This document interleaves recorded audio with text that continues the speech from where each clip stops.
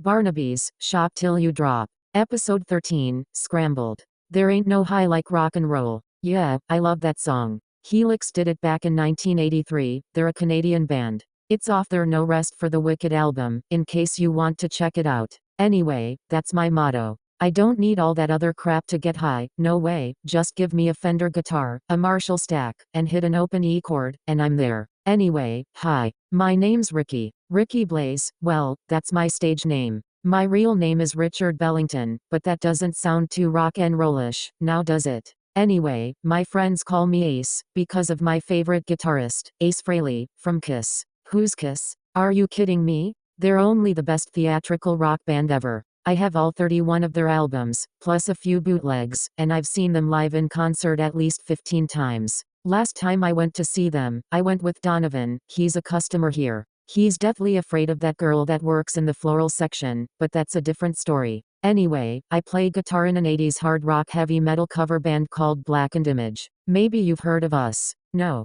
Oh. Okay then.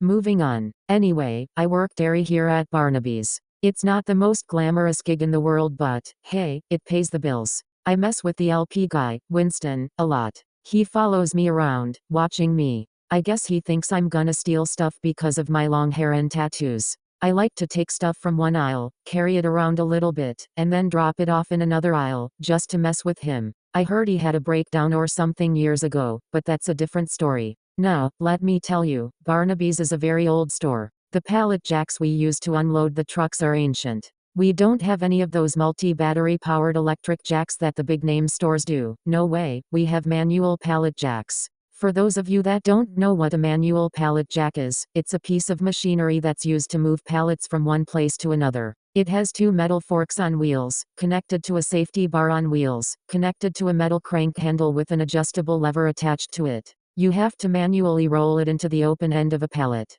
Then, push the lever down, and crank it up by repeatedly pushing the handle up and down. That will raise the pallet. Then, pull it to wherever you're going, and hope you're strong enough to pull the 4,000+ pound pallet that's on it, then push the lever up to lower it into place. It's really a pain in the ass. Anyway, a couple of the guys have told me that they've turned in stories to Mr. Barnaby about weird and strange things that have happened here. Now, this story will rock your socks off.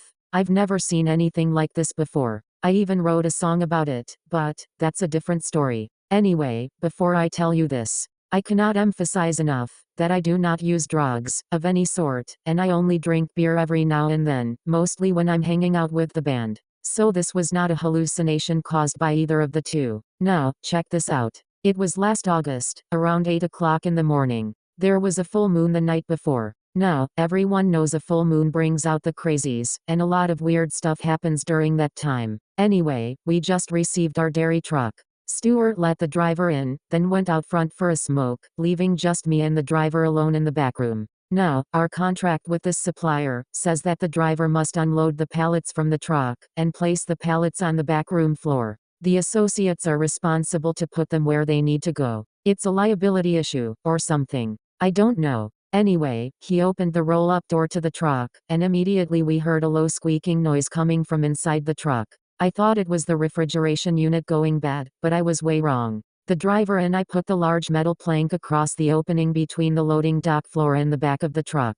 The driver then started to unload the pallets. After each pallet, the squeaking noise got louder. 4 pallets of freight, and 3 pallets of milk later, the noise was almost deafening. All that remained, at that point, was a full pallet of eggs. The driver took the jack into the truck, went under the pallet, jacked it up, and started to unload it from the truck. Apparently, he didn't have the pallet jacked up high enough, because it hit the metal plank, causing it to shift, and fall down into the opening. The front wheel of the pallet jack then fell into the opening as well. Momentum took over, causing the pallet to fall forward, the safety bar gave way, and the pallet came crashing down upon the driver, who fell backwards, slamming his head hard on the concrete floor. Blood and brains were pouring out of the back of his head, as the massive weight of the pallet lay upon him. I knew he was dead. Anyway, I was standing over by the baler when it happened. Tommy and Zeke had just got done making a bale, so the baler was empty. I don't mess with that thing unless I absolutely have to. I heard about what happened to Stephanie, but that's a different story. Anyway, now brace yourself, because what happened next is something that nightmares are made of. As the pallet of eggs came crashing down on the driver, the eggs, obviously broke. You would have expected egg whites and yolks to come pouring out of the boxes, but no, it was blood. Lots of it. The squeaking noise was at a fever pitch. Suddenly, the boxes started to shake, and a scratching noise was heard as well. The boxes began to rip open, and these things came flying and crawling out. Dead ones fell out and just laid there on the floor, until the live ones started to eat their dead lifeless bodies. It was so gross. Now, let me tell you about these things. They were little chicks, but they were not normal little chicks. No, they were half bat, half chick, like a vampire chick. I dated a goth chick once. It's kinda the same thing. Well, not really. Never mind. Anyway, they just kept coming. They were everywhere. There had to be at least 100 of them. They had little chick bodies, with little bat wings, a little chick head, with a little bat face, and a beak. These things were cool looking, but mean as hell. I jumped in the baler, and closed the safety gate, afraid for my life, as some of them attacked the truck driver's dead carcass, while others completely annihilated the back room. They ripped at the driver's flesh. They tore apart his arms, his neck, and his face, pulling the skin and tissue straight off the bone, and eating it. They gouged out his eyes with their beaks, and ate them too, like an eyeball meatball. Blood was everywhere. It was horrifying. Through the safety gate, I saw them finish off the driver, until there was nothing left but skeletal remains. Meanwhile, the others were tearing open bags of sugar, boxes of cereal, and cases of water, among other things, creating a huge mess all over the back room floor. I pulled out my phone and called 911. I didn't really know how to explain what was going on, so I just told them there was an accident, and to send out the cops, the coroner, and animal control. I hung up from them, just in time to see one of these things fly into a 2-liter bottle of Coke. Its beak penetrated the bottle. The pressure then blew him and the soda, straight across the back room, slamming him into the bay doors. That was hilarious. I had to hold back the laughter, so they wouldn't find me hiding in the baler. Anyway, the little guy was okay though. He got up, shook it off, and went back to eating stuff.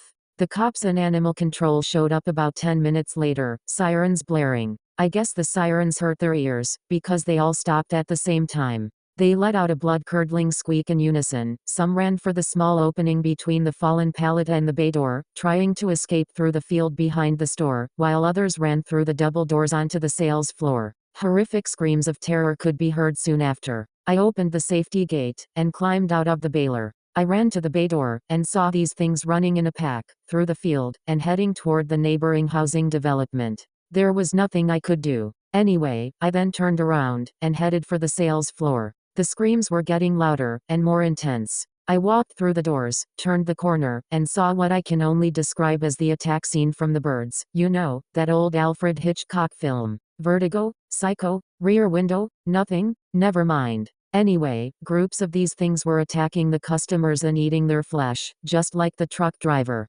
People were running and screaming, jumping over the dead bodies, as these things tore at their hair and clothes, until they succumbed to their attack, and fell to their death.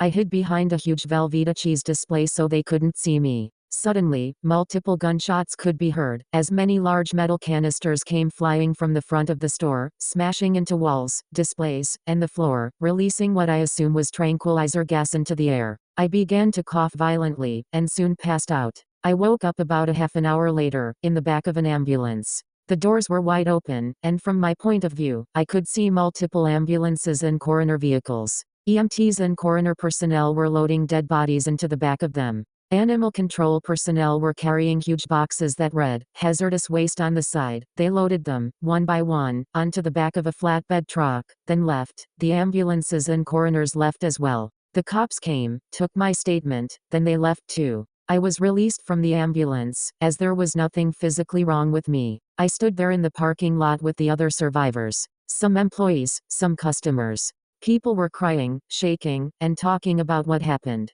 I was just glad to be alive. For some strange reason, the cops did not shut down the store this time. They told Pat it was safe to go back to work. That was odd. Anyway, Pat did shut down the store for a little while though. He made Steven and the rest of us clean up the mess on the sales floor and the back room, then opened the store back up about an hour later. By this time, it was about 12:30. I was getting hungry, so I decided to take my lunch. After all that, you wouldn't think I would be hungry, but I've got a stomach of steel. I watch too many horror movies for stuff like that to affect me. Anyway, I went in the cooler and grabbed my lunch bag. Ironically, my girlfriend made me a chicken salad sandwich with some chips. I know, right? Anyway, I sat down at the break room table and started to eat. Suddenly I heard a little squeaking noise coming from behind the trash can. I thought to myself, oh shit, not again. I grabbed somebody's umbrella that was sitting by the wall and prepared to beat the living crap out of this thing if it tried to attack me. I gently moved the trash can away to find a little chick, a little, normal, chick, just sitting there, shaking and chirping, like it was scared.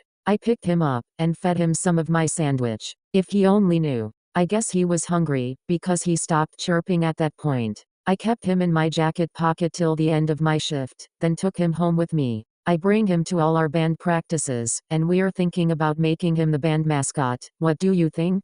Anyway, it took me a while to come up with a name for him. Then I thought about it. I decided to name him Gizmo.